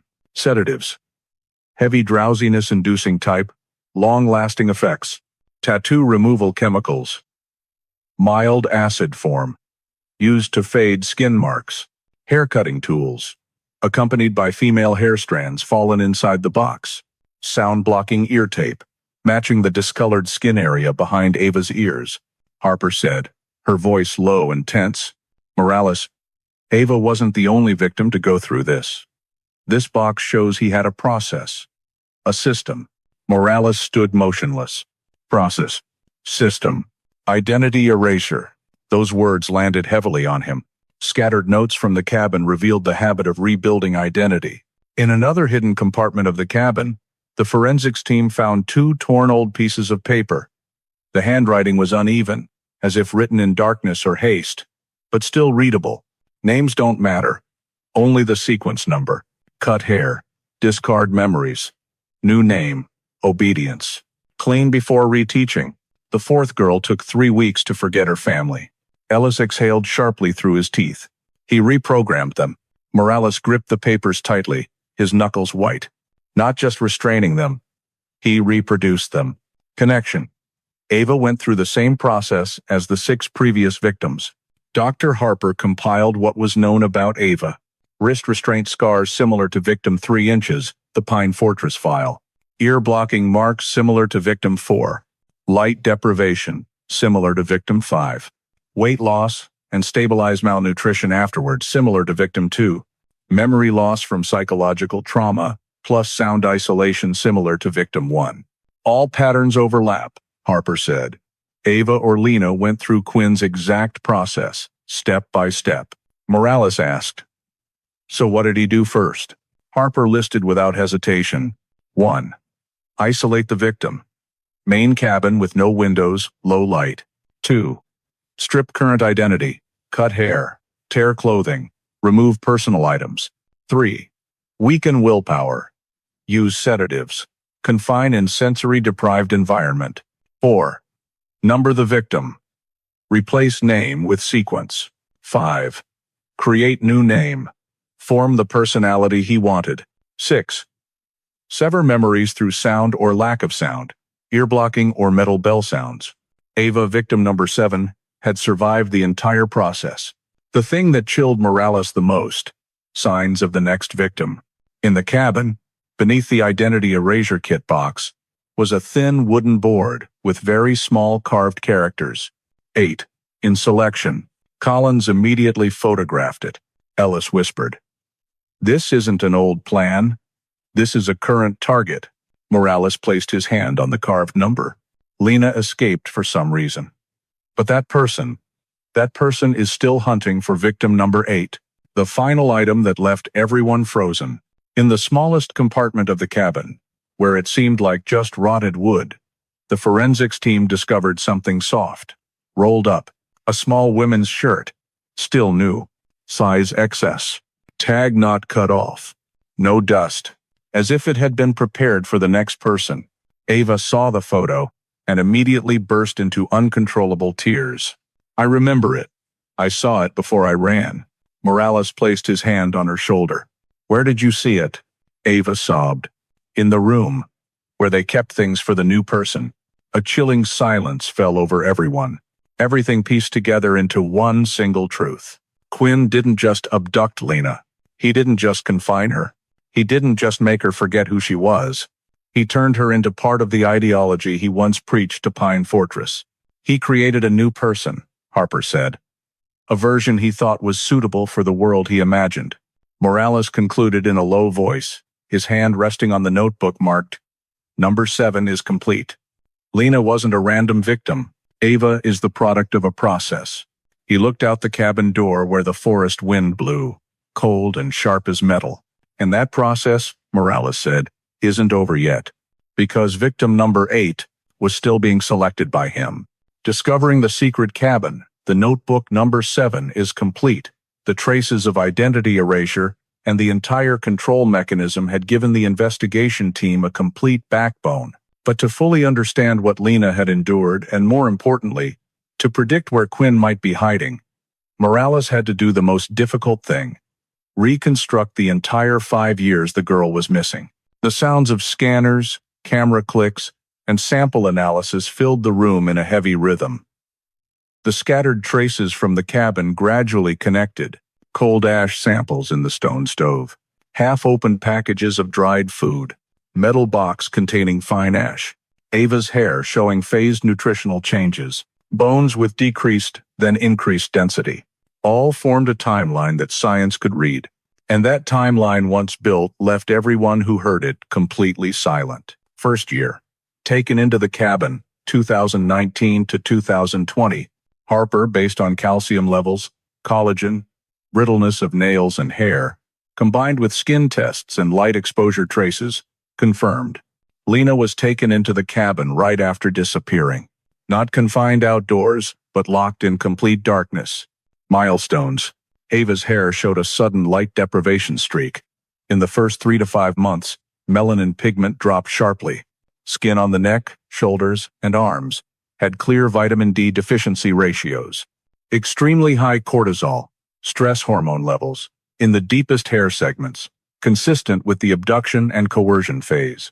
Morales tapped lightly on the table. He confined her immediately. No wandering, no getting lost, no running. Lena was targeted, stalked, and brought into his system. The first secret cabin, the one where the team found the torn jacket, was identified as where Lena was dragged to and the stripping of identity began. Harper continued. Skin removal chemicals, hair-cutting tools, ear-blocking tape, all used in the first year. This was the will-breaking phase. Lena had endured months in darkness, metal bell sounds, and the persistent presence of the hooded man. Second and third years. Identity erasure, 2020 to 2022. Nutritional and health traces on Ava revealed the longest controlled phase. Signs: sharp drop, then stabilization in calcium and bone density, indicating mild malnutrition but fed enough to survive. Dried food found in the cabin matched the type once used by Pine Fortress. Repeated ear-taping marks showed Ava underwent sound isolation methods, a crude but effective ancient stock memory erasure technique. Wrist scratches indicated multiple restraint changes, from tight to softer binding. In Quinn's notebook, the line number 7, ready, was most likely written during this phase, the moment he believed the destruction of Lena's identity was complete. At that stage, Harper said, Lena no longer knew who she was, no longer had awareness of time. That's when Ava began to form. This perfectly matched the fragmented memories. Hooded figure. Metal bell sounds.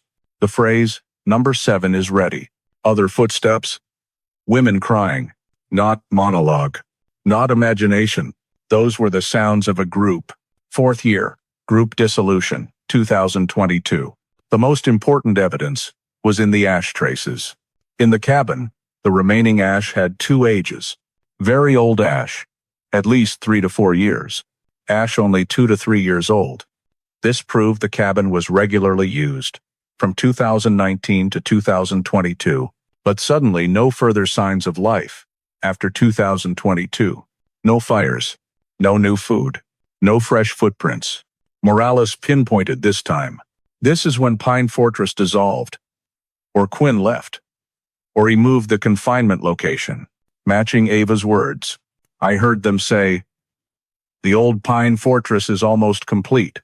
The group may have moved to another site. He may have started project number 8. But the most important thing, Lena was not taken along. She was left behind, alone, in the room that had been her prison for 3 years. 5th year, Lena, surviving alone, 2022 to 2024. Examination of Ava's hair revealed the most shocking part. From 2022 to around mid-2024, mild malnutrition levels decreased significantly. Harper explained. She began finding food, perhaps leftover dried supplies, possibly gathered dried fruit or water from the cabin roof. Her body condition shows she survived alone but with great difficulty.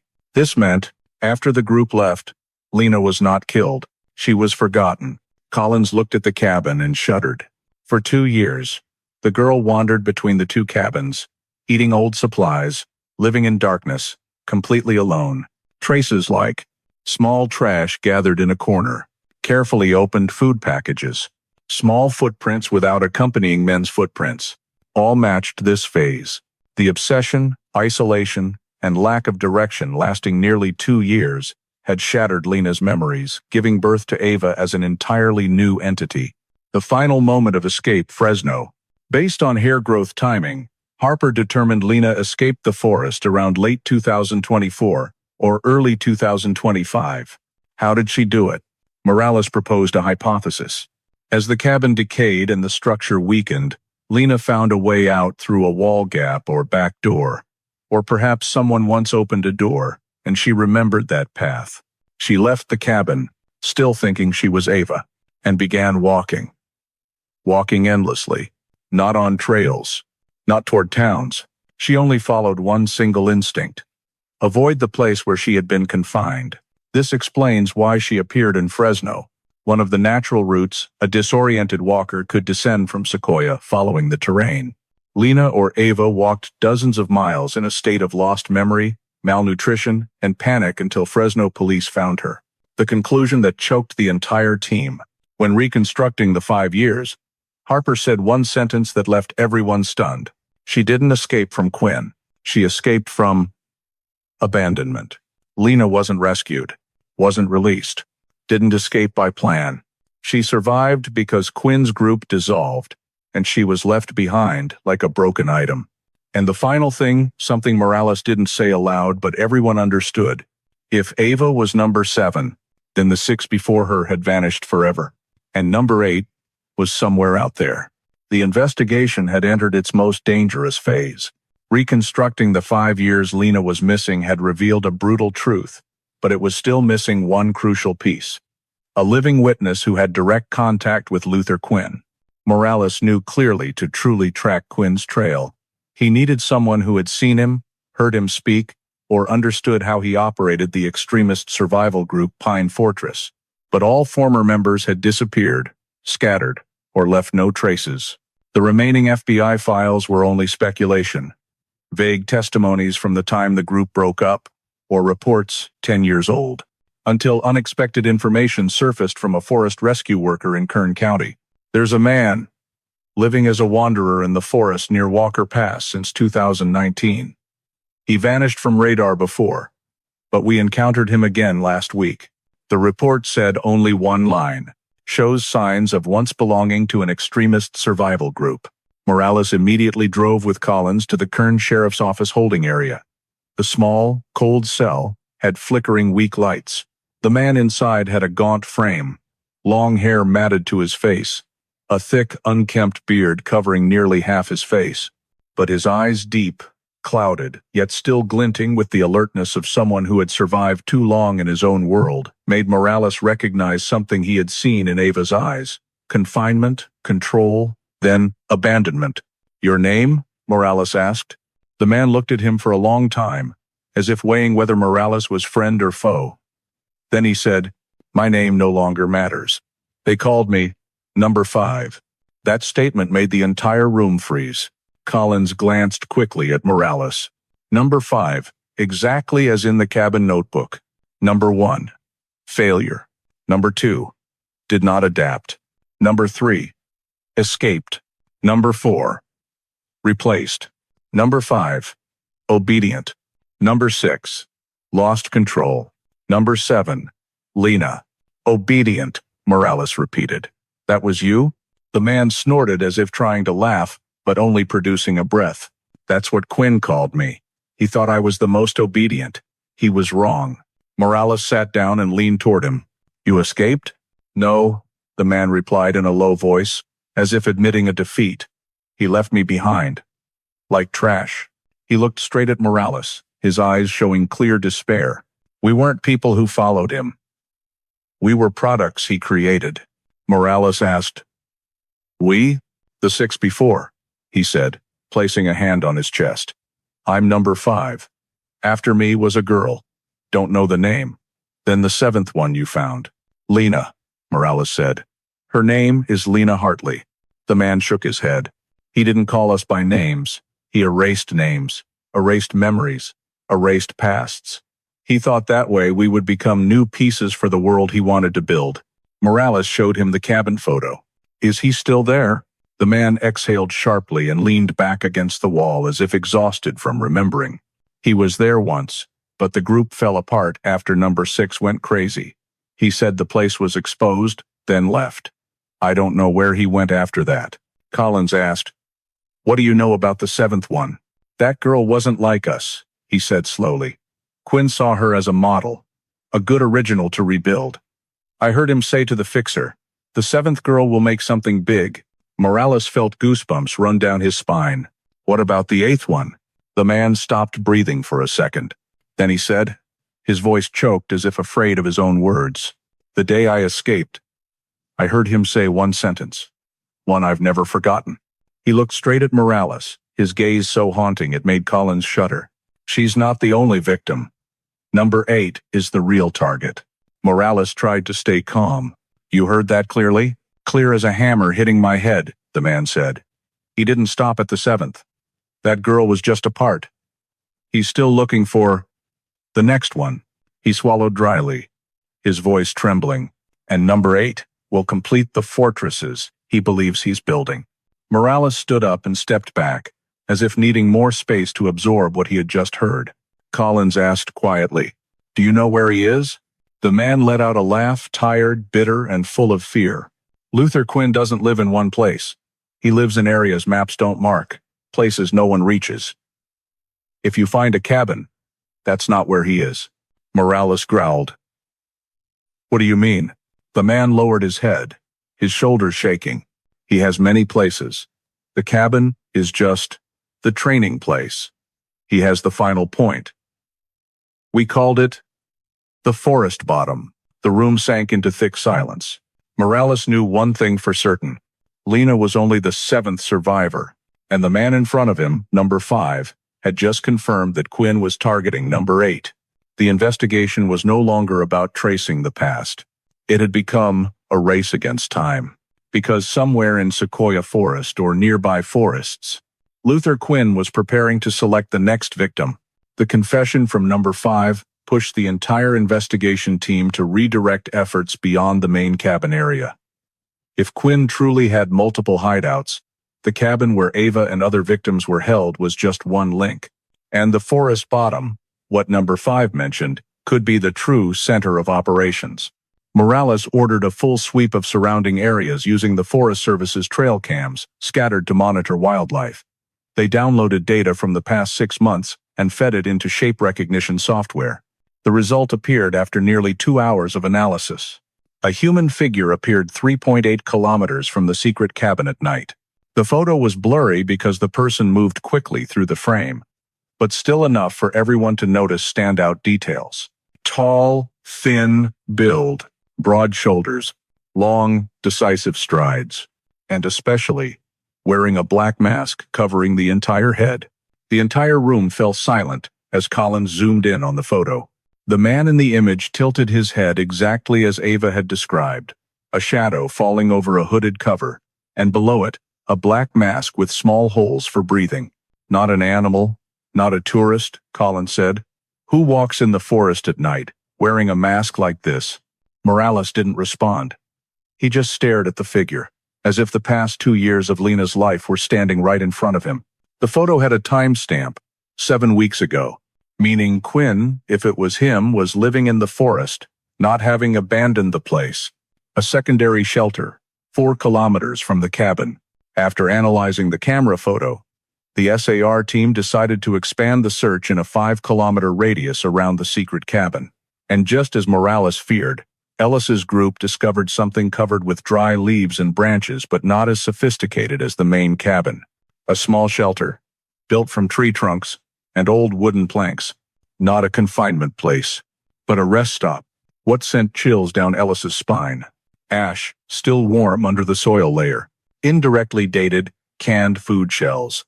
From 2023 to 2024. Long footprints heading north. A cut piece of paracord. And most importantly, the smell of recent smoke, only a few days old. Morales crouched over the ash. Using gloves, he picked up a bit and rubbed it between his fingers. The ash crumbled, but still held moisture, a sign of a fire lit recently. He was here, Morales said. Not 2 years ago, not last year, but recently. Collins examined a broken branch nearby, broken in the direction from the east. Coming from the main cabin? Morales frowned. Possibly. Or the main cabin was just where he operated before. Now he has other points. Terrifying sign. Signs of hunting. In a box of items left in the shelter, Harper found a small object that made everyone's hearts skip a few beats. A thin notebook with short notes. The paper was smudged, but a few words were still readable. Northern route. Potential. Encounter 1-2. Blue eyes. Suitable. Need to review. And the last page. Bold, strong handwriting. Number 8. Don't delay. Morales finished reading and set the notebook down very gently as if holding something filthy and poisonous. He's not just back in the forest. He's hunting people, Collins said quietly, his voice trembling. We're not just pursuing a survivor. We're pursuing someone building a flock, one by one. Ava, sitting in the back of the room when brought in to help identify items, looked at the notebook and shook her head repeatedly. He used notebooks like that to record the candidates. I remember him writing. I remember the way he looked at others like raw material. Morales asked gently, Ava, do you know where he might go next? Ava closed her eyes, tears streaming out. I only remember the place he called the forest bottom. He said only those worthy get to go there. The room sank into silence. No one knew where the forest bottom was.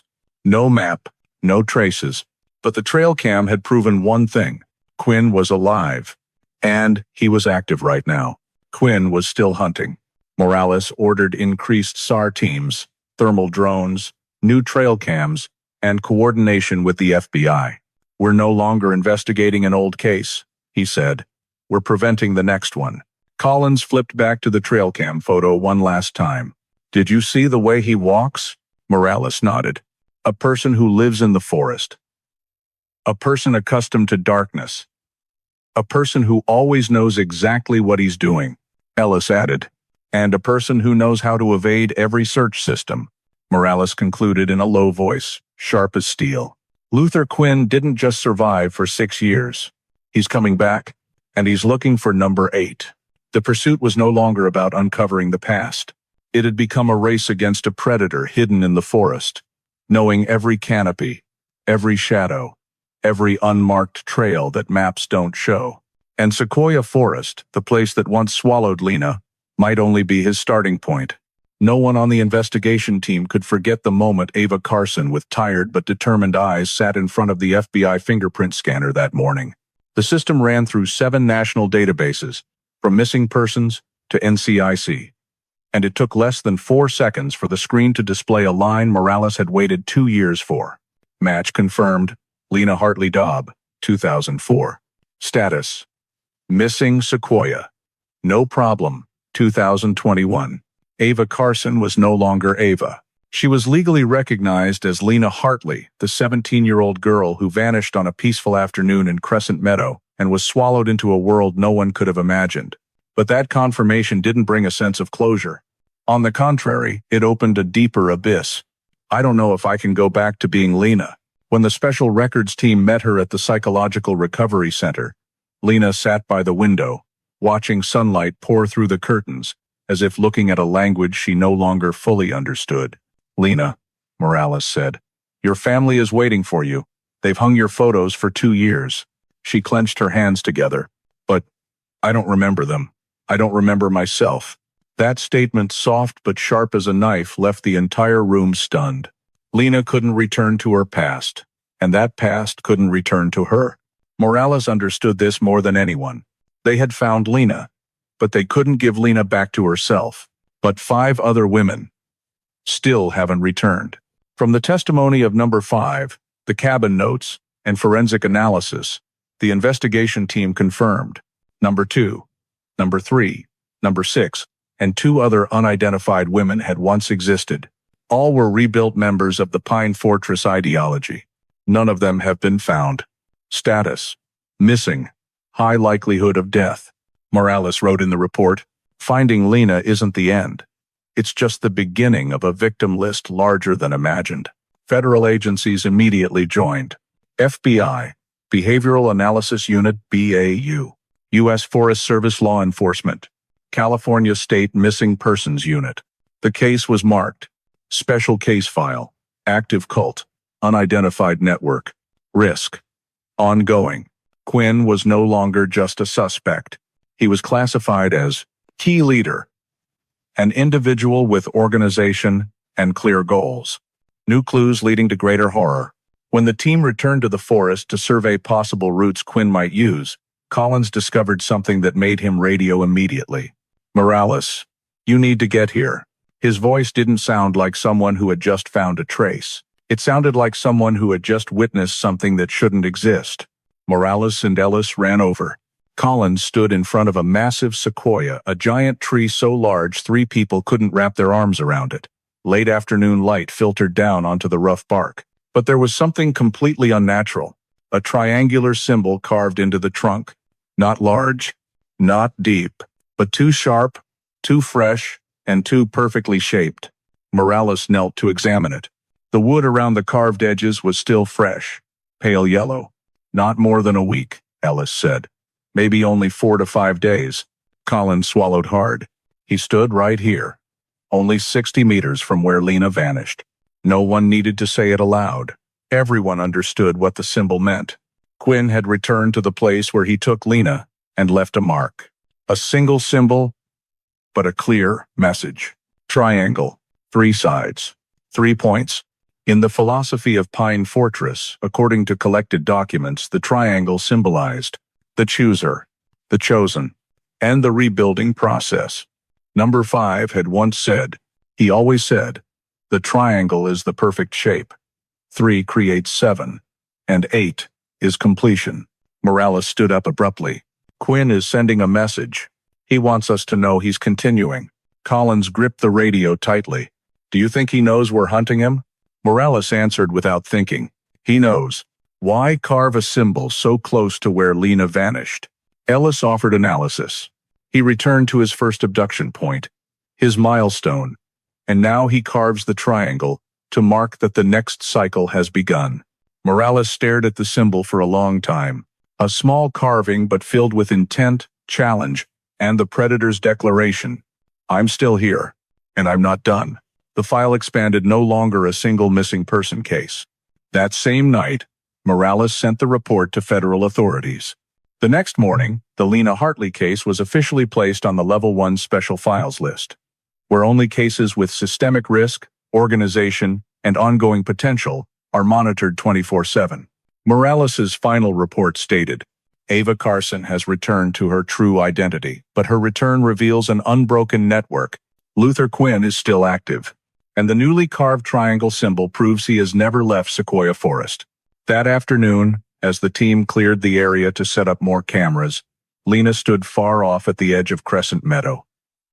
Wind blew through the sequoias, the silent giants holding secrets for 1,000 years. Lena looked down at her hands, then up at the stretch of forest where she had walked in at 17.